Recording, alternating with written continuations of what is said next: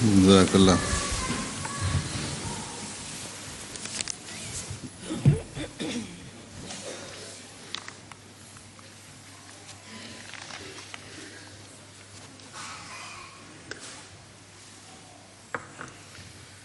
أشهد أن لا إله إلا الله وحده لا شريك له وأشهد أن محمدا عبده ورسوله. أما بعد فأعوذ بالله من الشيطان الرجيم. بسم الله الرحمن الرحيم. الحمد لله رب العالمين الرحمن الرحيم مالك يوم الدين. إياك نعبد وإياك نستعين.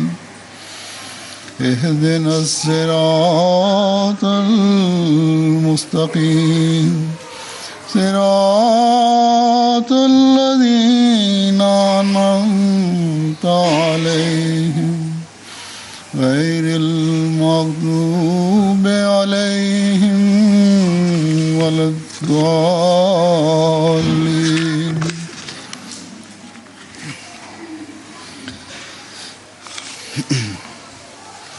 یہ آیات جو ابھی پہلے آپ کے سامنے تلاوت کی گئی ہیں، شروع میں ان میں وہی جو آج کی تلاوت کی گئی پہلے وقت میں، اسی کو میں نے بنیاد بنایا ہے. ان میں بعض نصائح کی گئی ہیں کہ یہ باتیں اختیار کرو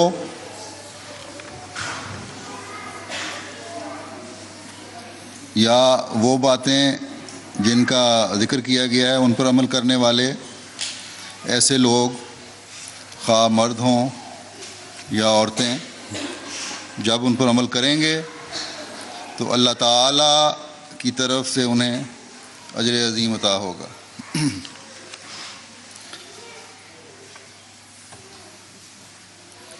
اور ان کے لیے مغفرت کے سامان بھی ہیں اور اجر عظیم بھی ہے. گویا یہ وہ بنیادی باتیں ہیں جن کو اسلام قبول کرنے کے بعد ایک مومن کو اختیار کرنا چاہیے مومن بننے کے لیے. اس کے بغیر مومن نہیں کہلا سکتے. جیسا کہ میں نے کل کے خطبے میں بھی کہا تھا کہ اسلمنا تو کہہ سکتے ہیں کہ ہم اسلام لے آئے، یعنی ہم نے قبول کر لیا، اور اب ہم قبول کرنے کے بعد اپنے آپ کو احمدی مسلمان بنانے کی کوشش کریں گے، کیونکہ مسلمان تو دنیا میں بے تحاشا ہیں، کافی تعداد میں ہیں، بڑے بڑے ملک مسلمانوں سے بھرے ہوئے ہیں. لیکن صحیح عمل آج جو اسلام پہ ہو رہا ہے، یہ صحیح تعلیم جو اسلام کی ہے، وہ صرف اور صرف احمدی مسلمانوں کے پاس ہے، جنہوں نے حضرت اقدس مسیح موعود علیہ الصلوۃ والسلام کے ذریعے سے اسلام کی خوبصورت تعلیم کو سمجھا اور اس کو پھیلانے کی کوشش کر رہے ہیں. تو بہرحال فرمایا کہ جب قبول کر لیا ہے، اب ایمان میں ترقی کی بھی کوشش کریں گے، مومن بننے کی کوشش کریں گے. تو اللہ تعالیٰ فرماتا ہے کہ مومن بننے کے لیے بعض مراحل میں سے گزرنا پڑتا ہے، اور ایمان یہ ہے کہ اللہ تعالیٰ پر مکمل اور کامل یقین ہو، اللہ تعالیٰ کی ذات پر مکمل یقین ہو، اس پر مکمل ایمان ہو کہ وہ سب طاقتوں کا مالک ہے، اس کی تمام صفات پر یقین ہو، اس بات پر یقین ہو کہ اس کے تمام احکامات پر عمل نہ کرنے والے تباہی کی طرف جا سکتے ہیں، اس بات پر یقین ہو کہ ہر چیز بڑی سے بڑی سے لے کر چھوٹی سی چھوٹی چیز تک اللہ تعالیٰ کے فضل سے ہی ملتی ہے۔ اللہ تعالیٰ کے علاوہ سب چیزیں ہیچ ہیں، ان کی کوئی حیثیت نہیں۔ اگر خدا نہ چاہے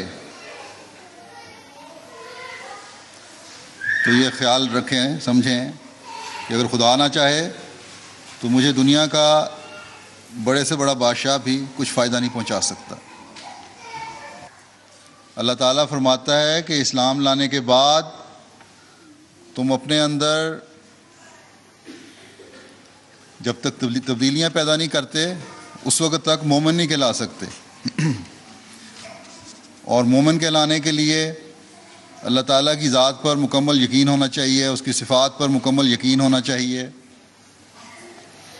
اس بات پر یقین ہو کہ اس کے احکامات پر عمل کرنے والے جو ہیں وہی تباہی سے بچ سکتے ہیں، اگر اس کے احکامات پر عمل نہ کیا تو تباہی کی طرف جا سکتے ہیں، اس بات پر یقین ہو کہ ہر چیز بڑی سے لے کر چھوٹی سے چھوٹی چیز تک اللہ تعالیٰ کے فضل سے ہی ملتی ہے، اللہ تعالیٰ کے علاوہ سب چیزیں ہیچ ہیں، کسی چیز کی کوئی حیثیت نہیں ہے۔ اگر یہ یقین ہو کہ اگر خدا نہ چاہے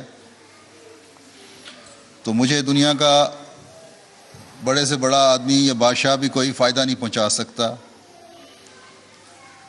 اور اگر خدا تعالیٰ مجھے فائدہ پہنچانا چاہتا ہے تو دنیا کی بڑی سے بڑی طاقت اس میں روک نہیں ڈال سکتی۔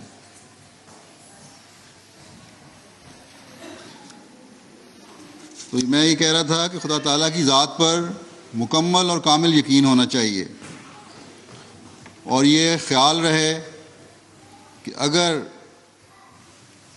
خدا تعالیٰ مجھے فائدہ پہنچانا چاہتا ہے، مجھے کوئی چیز دینا چاہتا ہے،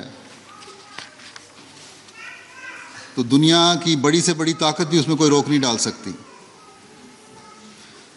اللہ تعالیٰ نے عبادت کے جو طریق بتائے ہیں اس کے مطابق، ان کے مطابق ہمیشہ اللہ تعالیٰ کے آگے جھکے رہنا چاہیے، گویا کہ ہمیشہ اپنی روحانی حالت کو بڑھاتے چلے جانا ہے، اپنے دل کو اللہ تعالیٰ کا تخت بنانا ہے، اور جب دل کو اللہ تعالیٰ کا تخت بنانا ہے تو پھر شیطان کو دل سے نکالنا ہوگا، پھر شیطان کی اس دل میں کوئی جگہ نہیں ہونی چاہیے، اس کو نکال کر باہر پھینکنا ہوگا، دنیا داری کی تمام باتوں کو دل سے نکالنا ہوگا، گویا روحانیت کی منازل طے کرنے کی طرف قدم بڑھانا ہے تو تقویٰ پر چلنا ہے، اور یہ اس وقت ہی ہوگا جب مکمل فرما برداری ہوگی، اللہ تعالیٰ کے ہر حکم پر عمل کرنے کی کوشش ہوگی۔ اللہ تعالیٰ نے حکم دیا ہے کہ میری عبادت کرو، 5 وقت کی نمازیں تم پر فرض ہیں، انہیں ادا کرو، بلکہ ایک جگہ تو یہ فرمایا ہے کہ وما خلقت الجن والانس الا لیعبدون، یعنی میں نے جن اور انسان کو اس لیے پیدا کیا ہے کہ وہ مجھے پہچانیں اور میری عبادت کریں۔ تو اللہ تعالیٰ کی عبادت تو ایک عام مسلمان بلکہ انسان کے لیے ایک بنیادی حیثیت رکھتی ہے، ایمان میں ترقی کرنے والوں کے لیے تو بہت بڑھ کر اس طرح توجہ دینی چاہیے۔ اللہ تعالیٰ نے جیسا کہ میں نے کہا کہ 5 نمازیں فرض کی ہیں، ان کا اہتمام سے ادائیگی کرنی چاہیے، پھر اپنے بچوں کی نگرانی کریں، آیا وہ بھی نمازیں پڑھتے ہیں یا نہیں، اگر ماں باپ نمازیں پڑھ رہے ہوں گے تو بچے خود بخود اس کے عادی ہو جائیں گے۔ بہرحال ماں، کیونکہ جیسا کہ حدیث میں آیا ہے، اپنے خاوند کے گھروں کی بھی نگران ہے، اس لحاظ سے گھر کے مال اور سامان کے ساتھ ساتھ یہ بھی ایک بہت بڑی ذمہ داری ہے نگرانی کرنے کی، حفاظت کرنے کی، اپنے خاوندوں کی اولاد کی، ان کی نسل کی، اپنی اولاد کی، کہ انہیں خدا کا قرب حاصل کرنے والا بنائیں۔ بچوں کی نگرانی کریں، گھر میں 7 سال کی عمر سے بچوں کو نماز پڑھنے کی عادت ڈالیں۔ 10 سال کے بچے ہوں تو پابندی کروائیں کہ وہ نماز پڑھیں۔ جب بچوں کو نمازوں کی عادت ہو جائے گی تو انہیں بہت سی برائیوں سے بچنے کی بھی توفیق ملے گی۔ بڑے ہو کر اسکولوں اور کالجوں میں جا کر، یونیورسٹیوں میں جا کر، دوستوں میں بیٹھ کر جو بعض غلط قسم کی باتیں بچے سیکھ جاتے ہیں نوجوانی کی عمر میں، اگر عبادت کرنے والے ہوں گے، اگر بچوں کے ماں باپ نمازیں پڑھنے والے ہوں گے تو بچے گندی حرکتیں، باتیں یا فضولیات اور لغویات جو ہیں یہ سیکھ ہی نہیں سکتے۔ اس لیے ماؤں کی بہت بڑی ذمہ داری ہے کہ بچوں کی ٹریننگ کریں، کیونکہ اللہ تعالیٰ نے تو ہمیں بتا دیا ہے کہ جو عبادت کرنے والے ہیں وہ برائیوں میں نہیں پڑا کرتے، جیسے کہ فرمایا کہ ان الصلاۃ تنہی عن الفحشاء والمنکر، یعنی یقیناً نماز سب بری اور ناپسندیدہ باتوں سے روکتی ہے۔ ماؤں باپوں کو شکوہ ہوتا ہے، بعض دفعہ آتے ہیں مل ملاقات کے لیے کہ ہمارے بچے بگڑ رہے ہیں، یہاں کے معاشرے کا ان پر اثر ہو رہا ہے۔ تو اگر ماں باپ خود بھی اپنے ایمانوں کو مضبوط کر رہے ہوتے اور اللہ تعالیٰ کے تمام احکام کی مکمل فرمانبرداری کر رہے ہوتے،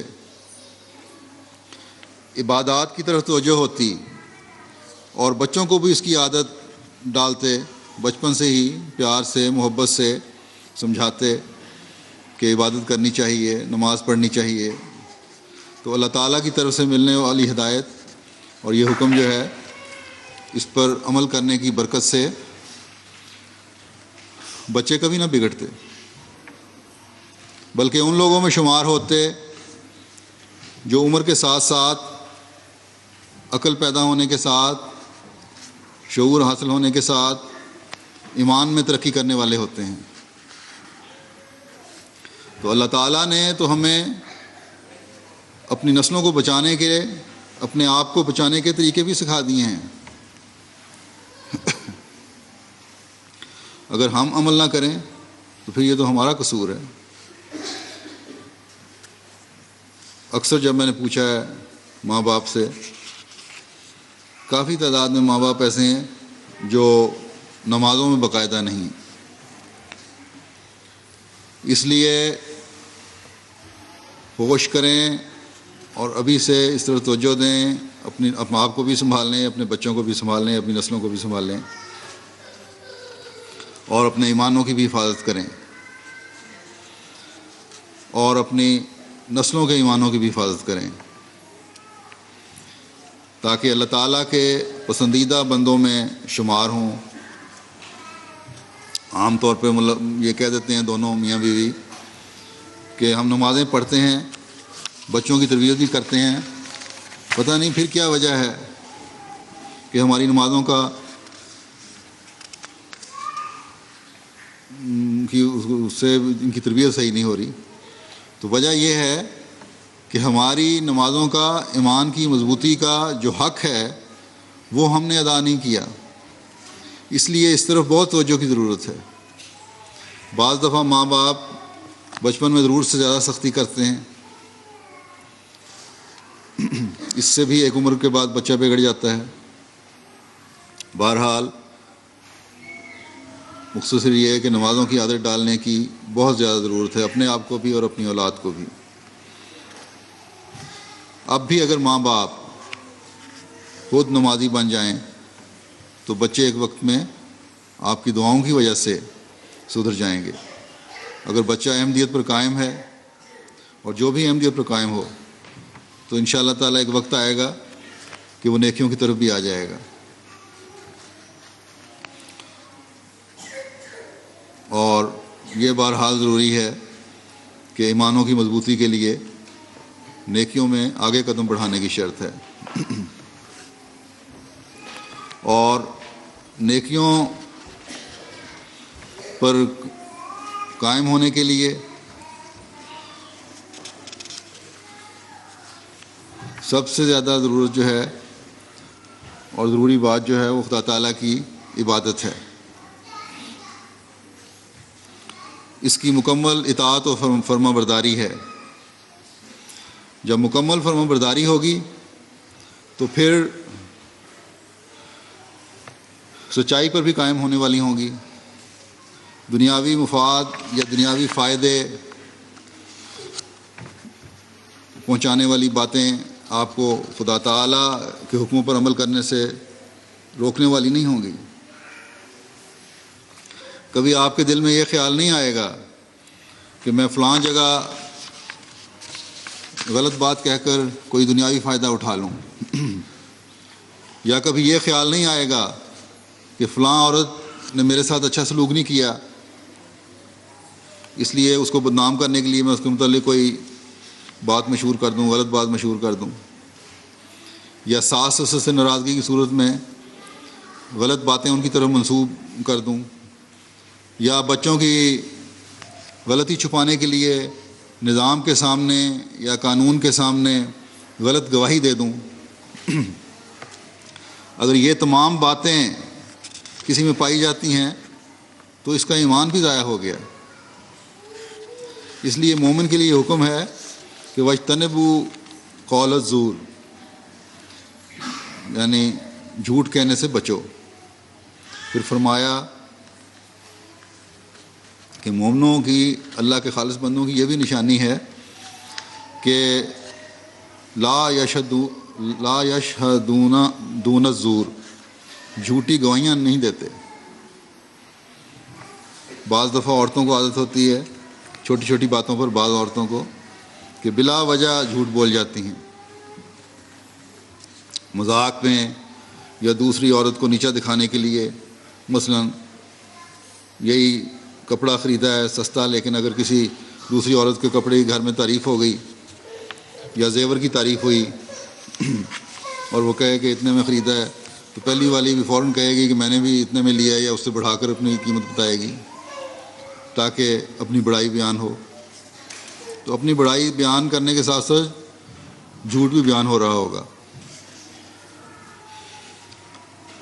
صرف اپنی اہمیت بتانے کے لیے، اپنے آپ کو امیر ظاہر کرنے کے لیے یہ غلط بیانی سے کام لیا ہے، تو یہ سب جھوٹ ہے اور یہ جھوٹ میں ہی شمار ہوگا۔ اور پھر ایسی عورتوں کے یا باپوں کے بچے جو ہیں ان میں بھی پھر غلط بیانی اور جھوٹ کی عادت ہو جاتی ہے، اور پھر جب بچے گھر سے باہر نکلنا شروع کرتے ہیں اور اپنی غلطیوں کو چھپانے کے لیے غلط بیانی سے کام لیتے ہیں، تو پھر ماں باپ کو دکھ ہو رہا ہوتا ہے، تکلیف ہو رہی ہوتی ہے کہ ہمارے بچے فلاں فلاں خرابی میں مبتلا ہو گئے ہیں، ان میں فلاں فلاں خرابی پیدا ہو گئی ہے، تو ہم سے جھوٹ بولتا رہا کہ میں فلاں جگہ جاتا ہوں اور غلط بیانی سے کام لیتا رہا اور کر کچھ اور رہا ہوتا تھا، فلاں برائی میں مبتلا ہو گیا، اب بڑی پریشانی ہے۔ تو اس کی عادت اگر جائزہ لیں تو خود ماں باپ نے ڈالی ہوتی ہے، کیونکہ اس کے سامنے، بچے کے سامنے بہت ساری جگہوں پہ غلط باتیں کر رہے ہوتے ہیں، بہت سے مواقع پر دوسروں کے بارے میں غلط باتیں بچوں کے سامنے کرتے ہیں، تو اس سے بچے بھی سچ کی اہمیت کو نہیں سمجھتے، ان کے نزدیک کوئی سچ کی اہمیت نہیں ہوتی۔ یا جیسا کہ میں نے کہا، بچوں کی غلط حمایت کر دی، اس سے ہی بچوں میں غلط بیانی اور جھوٹ کی عادت پیدا ہو جاتی ہے پھر اللہ تعالیٰ فرماتا ہے کہ مومن کی یہ بھی نشانی ہے کہ وہ صبر سے کام لیا کریں. زندگی میں بہت سے مواقع آتے ہیں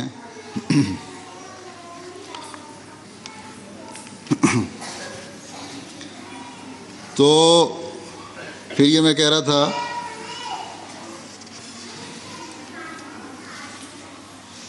کہ مومن کی ایک نشانی یہ بھی ہے کہ وہ صبر سے کام لیں.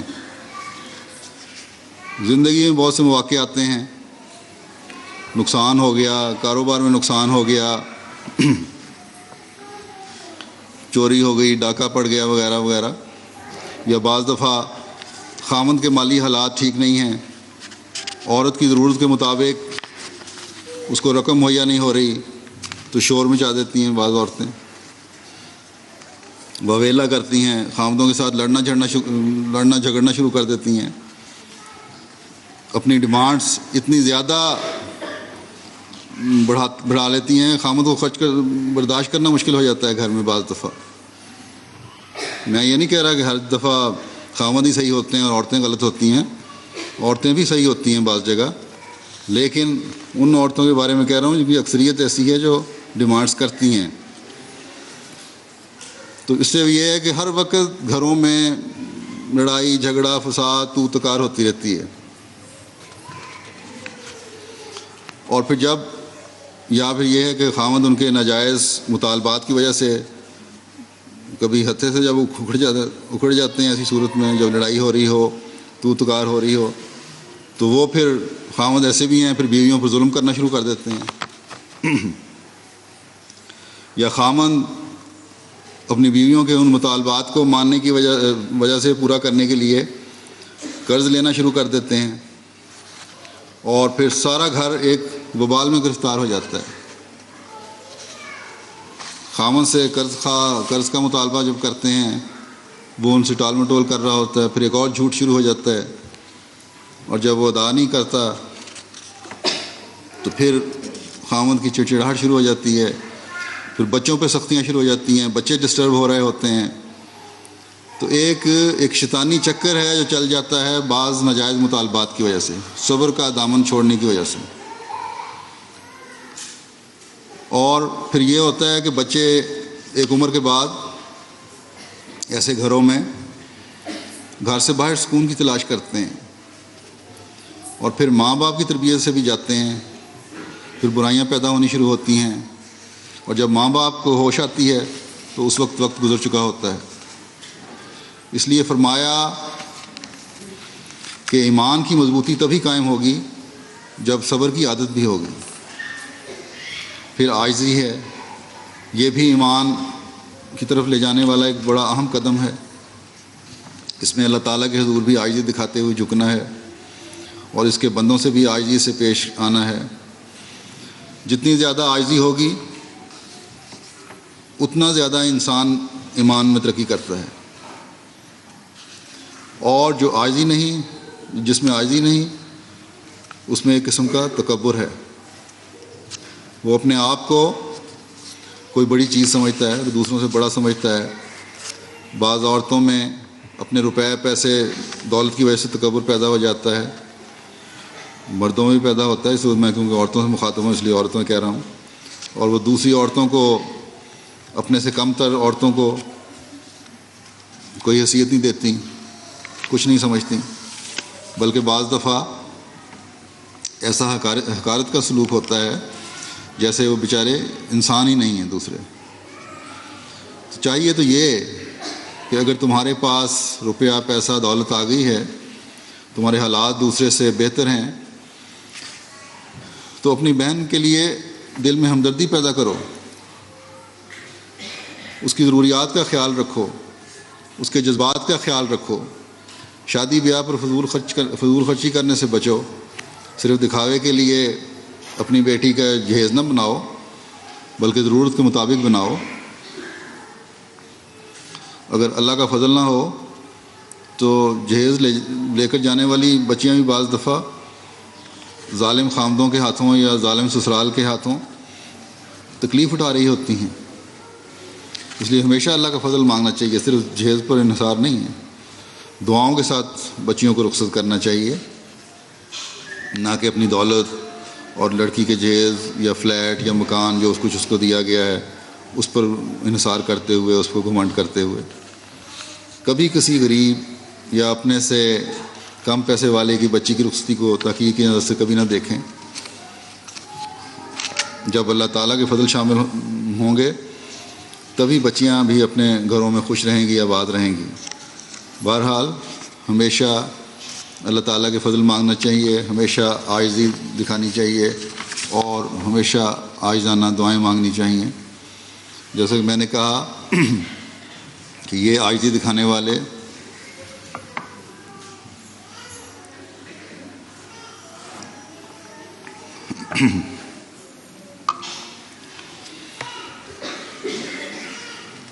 یہ عاجزی دکھانے سے، غریب کے ساتھ گھلنے ملنے سے اس کی تکلیفوں کا احساس ہوگا، اور جب تکلیفوں کا احساس ہوگا تو اس کی خاطر قربانی کا جذبہ ابھرے گا، اس سے ہمدردی کا جذبہ ابھرے گا، اس کی ضروریات کو پورا کرنے کا خیال پیدا ہوگا۔ تو اس جذبے سے جو اللہ تعالیٰ کی مخلوق کی خاطر دل میں پیدا ہوگا، ایمان میں بھی ترقی ہوگی۔ اس لیے فرمایا کہ اپنے بھائی بندوں کی تکلیفوں کا احساس بھی دل میں پیدا کرو،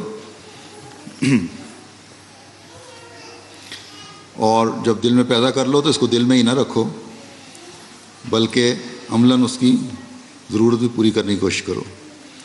یہاں بہت سی ایسی خواتین ہیں جن کو اللہ تعالیٰ نے بہتر حالت میں کر دیا ہے پہلے کی نسبت، مالی لحاظ سے بھی وہ اچھی حالت میں ہیں، اس لیے ضرورت مندوں کے لیے، غریبوں کے لیے ان کو خرچ کرنا چاہیے۔ اگر یہاں ان کو کوئی ایسا نہیں ملتا جس کو دے سکیں، مدد کر سکیں، تو جماعت میں ایسی مددات ہیں، جماعت کے ذریعے سے ایسے لوگوں کی مدد کرنی چاہیے۔ پھر بہت سوں کے پاس زیور بھی ہیں، ان پر زکوٰۃ واجب ہے، ان کو زکوٰۃ دینی چاہیے، زکوٰۃ ادا کرنی چاہیے۔ یہ نہ سمجھیں کہ ہم نے تحریک جدید کا یا وقف عید کا چندہ دے دیا اس لیے اب اور زکوٰۃ دینے کی ضرورت نہیں ہے۔ زکوٰۃ بہرحال اپنی جگہ واجب ہے۔ اپنے ایمان میں مضبوطی کے لیے اپنے چندوں کو بھی بڑھائیں، یہ بھی ایمان میں مضبوطی پیدا کرنے کا ایک ذریعہ ہے۔ پھر فرمایا کہ مومنوں میں شامل ہونے کے لیے صائمات میں شامل ہونا بھی ضروری ہے، روزے داروں میں شامل ہونا بھی ضروری ہے، اپنے آپ کو خدا کی خاطر جائز ضروریات سے روکنا بھی ضروری ہے، قربانی کی عادت اپنے اندر ڈالنا بھی ضروری ہے، یہ صائمات میں سب آ جاتے ہیں، تاکہ خدا تعالیٰ کے حقوق بھی ادا کر سکو اور اس کے بندوں کے حقوق بھی ادا کر سکو۔ پھر ایمان میں ترقی کے لیے یہ بھی ضروری ہے کہ فروج کی حفاظت کرنے والیاں ہوں۔ اس کے مختلف پہلو ہیں، کان بھی فروج میں داخل ہے، آنکھ بھی فروج میں شامل ہے، منہ بھی فروج میں شامل ہے۔ اس طرح دوسری اخلاقی برائیاں ہیں جن سے بچنا اور اپنی حفاظت کرنا ہے۔ تو ایک احمدی عورت دوسری اخلاقی برائیوں میں تو ملوث نہیں ہوتی، الحمدللہ پاک دامن ہے، لیکن ایمان میں ترقی صرف اس سے نہیں ہوتی۔ کوئی بھی شریف عورت کسی بھی مذہب کی یا لا مذہب بھی ہو تب بھی انتہائی اخلاقی برائیوں سے اپنے آپ کو بچا لیتی ہے، بچنے والی ہوتی ہیں، کئی ہیں، بے شمار ہوں گی۔ تو جیسا کہ حضرت اقدس مسیح موعود علیہ السلام نے فرمایا کہ کان، آنکھ، منہ کی بھی حفاظت کرو، یہ بھی فروج میں داخل ہیں۔ ایک ایمان میں ترقی کرنے والی کو ان کی حفاظت کرنی چاہیے۔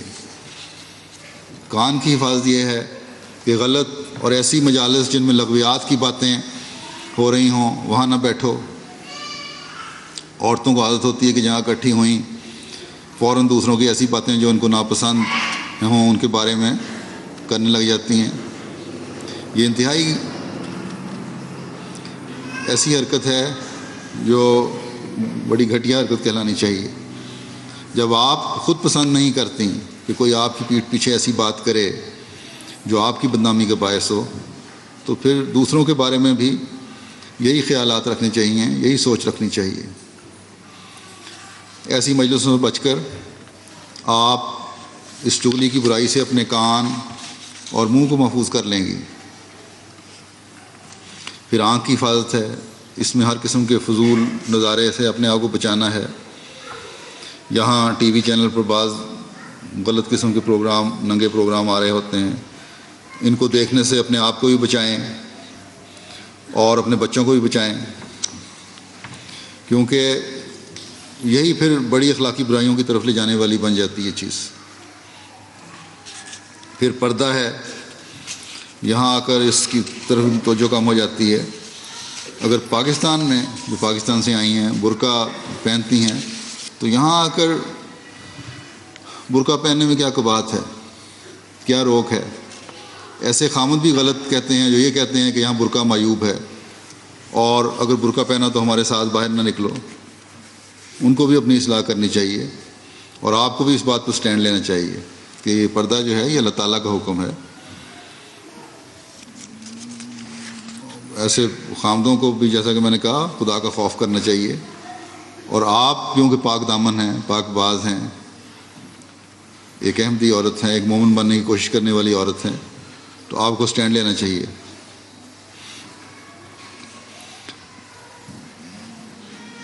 بعض دفعہ یہ بھی ہوتا ہے کہ بعض عورتیں خود بھی نہ بھی خامد کہہ رہے ہوں، یا لڑکیاں خود بھی ایسی ہیں کہ اس احساس کمتری کی وجہ سے کہ لوگ مذاق اڑاتے ہیں، پردہ نہیں کرتی یا برقع نہیں پہنتی یا حجاب نہیں لیتی، تو یہ بھی غلط ہے۔ لوگ تو تمہاری عزت کرتے ہیں اس وجہ سے کہ تم ایک محفوظ لباس میں ہو۔ مذاق تو اس وقت اڑے گا جب تم اللہ تعالیٰ کے حکم کی نافرمانی کر رہی ہوگی،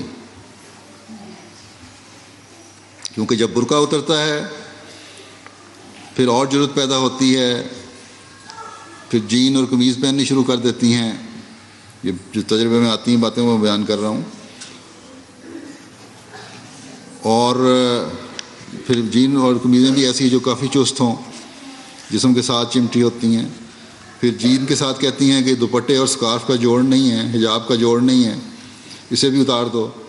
جب سر ننگا ہوتا ہے تو پھر اور جرت پیدا ہوتی ہے، اور پھر جین کے ساتھ لمبی قمیض کی جگہ چھوٹی قمیض لے لیتی ہے۔ پھر اور جرت پیدا ہوئی اور بلاؤز نے لے لی، جس سے جسم کا ننگ بھی ظاہر ہونا شروع ہو گیا، اور جب یہاں تک پہنچ گئیں تو پھر اللہ تعالیٰ فرماتا ہے تو پھر گمراہی ہے، گمراہی میں گر جاتی ہیں۔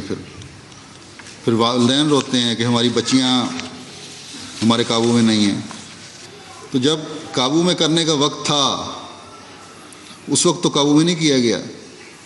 یہ پردہ تو قرآن کا بنیادی حکم ہے، مختلف قوموں نے اس کے مختلف طریقے بنائے ہوئے ہیں، یعنی اپنی سہولت کے لیے، اور وہ قومیں جو ہمارے قوموں سے مراد ہے مسلمان ملکوں کی میں مختلف قومیں جو ہیں۔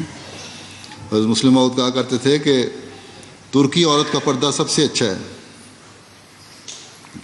جو برقع اور نقاب، اس میں عورت محفوظ بھی رہتی ہے، کام بھی کر سکتی ہے، آزادی سے پھر بھی سکتی ہے، اور پردے کا پردہ ہوتا ہے۔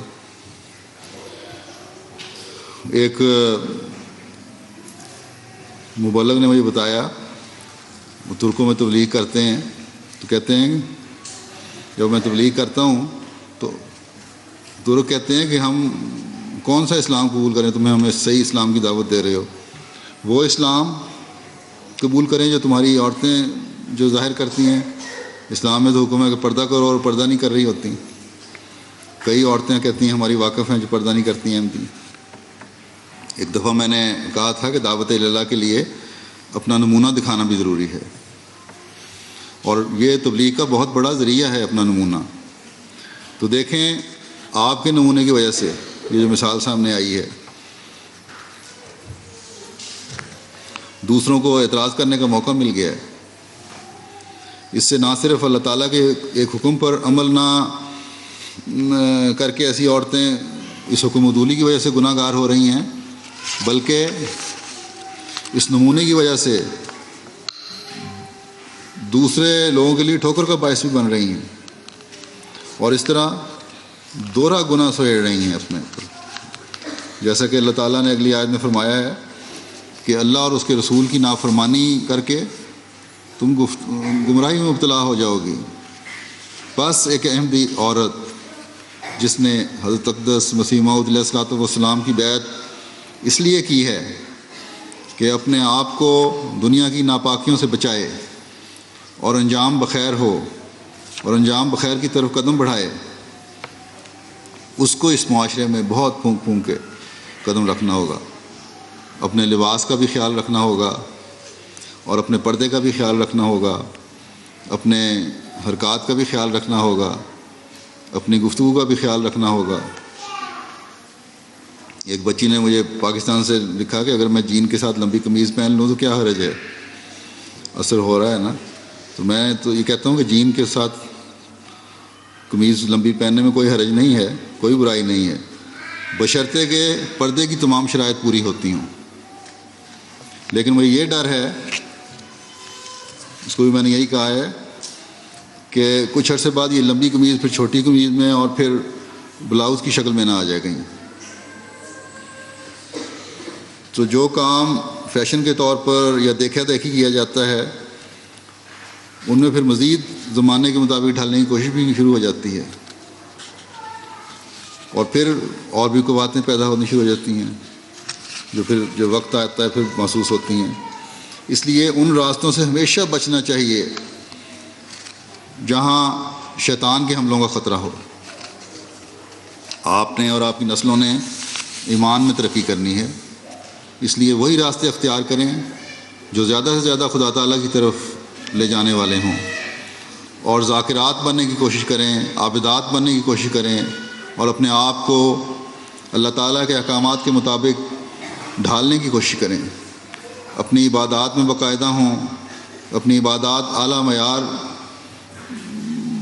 تک لے جانے والی ہوں، اس کی اعلیٰ معیار قائم کرنے والی ہوں، اپنی نمازوں کو سنوار کر ادا کرنے والی بنیں، اپنی راتوں کو بھی عبادات سے سجائیں، اپنی نسلوں کو بھی اللہ اور اس کے رسول کے احکامات کے مطابق عمل کرنے والا بنانے کی کوشش کریں، تاکہ اس زمانے کے امام کے بیعت میں شامل ہونے کا جو مقصد ہے اس کو حاصل کرنے والی ہوں۔ بچیوں کو بھی جو جوانی کی عمر کو پہنچ رہی ہیں یا جو پہنچ چکی ہیں، میں یہی کہتا ہوں کہ تمہاری عزت اور تمہاری انفرادیت اور تمہارا وقار اور تمہارا احترام اسی میں ہے کہ اللہ اور اس کے رسول کے احکامات پر عمل کرو۔ حضرت اقدس مسیح موعود علیہ الصلوۃ والسلام فرماتے ہیں کہ بات یہ ہے کہ جب انسان جذبات نفس سے پاک ہوتا اور نفسانیت کو چھوڑ کر خدا کے ارادوں کے اندر چلتا ہے، اس کا کوئی فعل ناجائز نہیں ہوتا، بلکہ ہر ایک فعل خدا کی منشا کے مطابق ہوتا ہے۔ جہاں لوگ ابتلا میں پڑتے ہیں وہاں یہ امر ہمیشہ ہوتا ہے کہ وہ فعل خدا کے ارادے سے مطابق نہیں ہوتا، خدا کی رضا اس کے برخلاف ہوتی ہے۔ ایسا شخص اپنے جذبات کے نیچے چلتا ہے، مثلاً غصے میں آ کر کوئی ایسا فعل اسے سرزد ہو جاتا ہے جس سے مقدمات بن جایا کرتے ہیں، فوجداریاں ہو جاتی ہیں، مگر اگر کسی کا ارادہ ہو تو بلا استصواب کتاب اللہ اس کو حرکت و سکون نہ ہوگا، یعنی اللہ تعالیٰ کی کتاب قرآن کریم کو دیکھے بغیر، اس کے احکامات کو دیکھے بغیر اس کی کوئی عمل نہیں ہوگا، کوئی اس کی حرکت نہیں ہوگی جو اس کے بغیر ہو، اس کے مطابق نہ ہو۔ یعنی کوشش یہ ہوگی کہ میں اللہ اور اس کے رسول کے احکامات پر عمل کروں۔ پھر فرمایا اور اپنی ہر ایک بات پر کتاب اللہ کی طرف رجوع کرے گا تو یقینی امر ہے کہ کتاب اللہ مشورہ دے گی، جیسے فرمایا ولا رطبن ولا یابسن الا فی کتاب مبین۔ سو اگر ہم یہ ارادہ کریں کہ ہم مشورہ کتاب اللہ سے لیں گے تو ہم کو ضرور مشورہ ملے گا، لیکن جو اپنے جذبات کا تابع ہے وہ ضرور نقصان ہی میں پڑے گا، بسا اوقات وہ اس جگہ مواخذہ میں پڑے گا۔ تو اس کے مقابل اللہ نے فرمایا کہ ولی جو میرے ساتھ بولتے چلتے کام کرتے ہیں وہ گویا اس میں محو ہیں۔ سو جس قدر کوئی محویت میں کم ہے وہ اتنا ہی خدا سے دور ہے، لیکن اگر اس کی محویت ویسی ہے کہ جیسے خدا نے فرمایا تو اس کے ایمان کا اندازہ نہیں۔ ان کی حمایت میں اللہ فرماتا ہے من عادلی ولین فقط آذنت بالحرب، جو شخص میرے ولی کے ساتھ مقابلہ کرتا ہے وہ میرے ساتھ مقابلہ کرتا ہے۔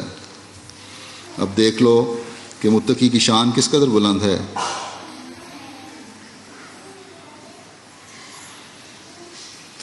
اور اس کا پایہ کس قدر عالی ہے، جس کا قرب خدا کی جناب میں ایسا ہے کہ اس کا ستایا جانا خدا کا ستایا جانا ہے، تو خدا اس کا کس قدر معاون و مددگار ہوگا۔ تو پھر فرمایا کہ لوگ بہت سے مصائب میں گرفتار ہوتے ہیں لیکن متقی بچائے جاتے ہیں، بلکہ ان کے پاس جو آتا ہے وہ بھی بچایا جاتا ہے۔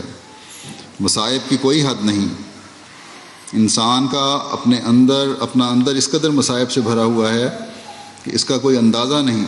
امراض کو ہی دیکھ لو، یعنی بیماریاں آتی ہیں کہ ہزارہا مصائب پیدا کرنے کو کافی ہیں، لیکن جو تقویٰ کے قلعہ میں ہوتا ہے وہ ان سے محفوظ رہتا ہے، اور جو اس سے باہر ہے وہ ایک جنگل میں ہے جو درندہ جانوروں سے بھرا ہوا ہے۔ اللہ تعالیٰ سب کو اللہ اور اس کے رسول کے احکامات پر عمل کرنے، اور اس زمانے میں جس طرح حضرت اقدس مسیح موعود علیہ الصلوۃ والسلام نے ان احکامات کو کھول کر ہمارے سامنے پیش فرمایا ہے، ان کے مطابق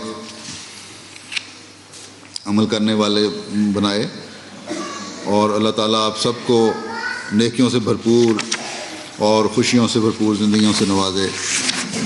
اب دعا کر لیں۔